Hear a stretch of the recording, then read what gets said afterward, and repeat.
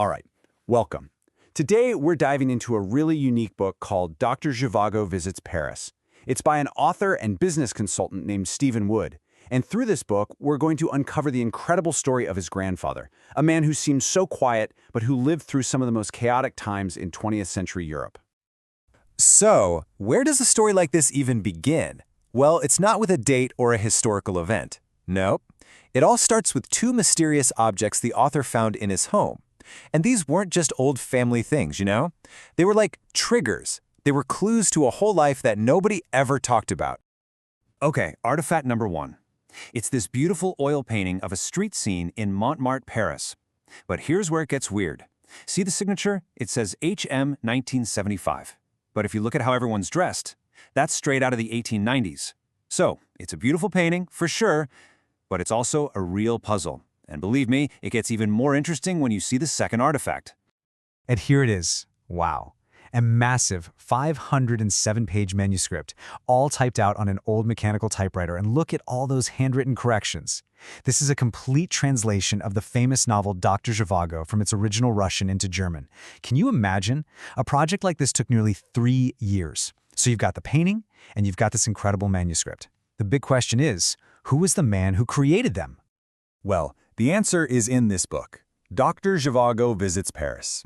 It's actually a bilingual memoir, written in both English and German, that Stephen Wood put together with his cousin Thomas Orchid. It's their attempt to piece together the life of their grandfather, Harald Maresch, this man they barely knew. So, okay, let's dive into their story and see what they found, starting with the world that made him who he was. All right, Section 1, the Exodus and the War. This is about a life completely uprooted. We're starting in Riga, Latvia. This is where Harald Maresch was born back in 1905 into a German-speaking family. And, it was a pretty stable life, but it was about to be completely torn apart by history. So you can see his family had been in Riga for a long time, going all the way back to the 1820s. Harald himself was born in 1905, but then things started to unravel. In 1919, when Harald was just a teenager, his father was killed by the Bolsheviks. He gets married in 32, but then comes 1939, and this is the turning point. As part of the Nazi-Soviet pact, the entire family is forced to leave their home in Riga just because they were ethnic Germans. Imagine being forced to flee your home, the only home you've ever known. The reality of that time is captured in this one chilling phrase, papier bitte, papers please. They had to frantically gather official documents, baptism records, citizenship papers, you name it. One of them was even stamped with a Nazi eagle. Think about that. You need a piece of paper, an official stamp, just to prove you exist, just so you can escape. So, after being forced from his home, he's drafted into the German army. And where do they send him? The Eastern Front. He's forced to fight against the Russians, people whose language he spoke perfectly. It's an insane situation. But the book suggests he had this incredible recipe for survival. First, he was trilingual, German, Latvian, and Russian. Second, he had real technical skills as a locksmith and technician. And third, he had this artistic, creative side. It was this unique combination, they believe, that literally helped him stay alive. Okay, so he survives the war. But that's just one battle. Now, for Section 2, a quiet man's return. Because surviving the peace that came after, well, that was a whole other kind of war. He came back a completely different person. He'd served everywhere, Italy, Yugoslavia, Russia. A Russian bomb that landed near his tent left him deaf. He was a Russian prisoner of war. And when he came home, he brought the trauma with him. We'd call it severe PTSD today. He had terrible nightmares. And his grandson Thomas even remembers seeing healed whip scars on his back, scars from a past he never, ever spoke about. 2,085 kilometers. Just let that number sink in. That's over 1,200 miles. That's the total distance his family was forced to move from their home in Riga all the way down through Prussia and finally settling in Villian in Germany's Black Forest after the war. It just shows you the incredible scale of their displacement.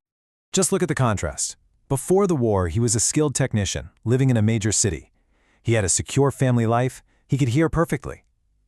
After the war, he's starting out working as a farmhand just to get food on the table. He's been separated from his family for 10 years, he's traumatized, and he's lost his hearing. It was a massive struggle to find good work, but he slowly rebuilt, eventually becoming a heating engineer for baker's ovens. Literally, building a new life from nothing. Okay, so with all of that history, all that trauma and survival in mind, let's go back to those 2 artifacts we started with, because this is where everything connects. This is where a quiet man's hobbies reveal a legacy that's just so profound. So, the mystery of the Montmartre painting. Why the 1890s scene? Well, it turns out, on a trip to Paris, Harald picked up a postcard at a flea market, just a simple postcard of old Montmartre. And then years later, in his retirement, he sat down and painted it. He wasn't just copying it, though. He was recreating a memory of a time and place of peace and beauty, something so different from everything he had lived through. And then there's this incredible twist of fate. The author Stephen Wood shares this in the book. He says, "That happens to be the location where I proposed to Fiona in 1989. Luckily, she said yes." How amazing is that? The exact spot his grandfather painted becomes the spot where Stephen proposes to his wife. It's just this beautiful, unexpected connection across generations. And what about that massive Dr. Zhivago translation? Well, you can imagine typing out a 500-page Russian novel in German on an old typewriter. That's not just a casual hobby. It was this act of incredible focus and purpose. It was a way for him to dive back into the Russian language of his youth. And maybe, just maybe, it was a way for him to process his own story, a life that was so profoundly shaped by both Russian and German cultures. So let's bring this all together. Section 4, Survival is Success. Because when you look at a life like this, what does this book, Dr. Zhivago Visits Paris, really teach us? It's a really powerful lesson about what it actually means to be successful when you're up against impossible odds. And the author, Stephen Wood, puts it perfectly. He says, success in career, business, and life goals can at some very difficult stages simply be staying afloat, and in the worst cases, simply staying alive. And that's the core message here. For Harald Maresch, the victory wasn't fame or fortune. The victory was survival. By just not giving up, he was able to build a new life and leave behind this incredible, quiet legacy for his family. You know, this whole journey of writing the book was a revelation for the author. He wrote, "I now know more about you as a person than when you were alive. I blame no one. I am crying as I am typing these words in 2021. It just goes to show you how digging into our family's past can create these incredibly deep emotional connections long after someone is gone. Harald Maresch's story is just amazing. It shows that even inside the quietest people, there can be these epic stories of survival, of trauma, and of creativity. Stories that are hidden right there in front of us. And it really makes you wonder, right? What story in your family is just waiting to be told?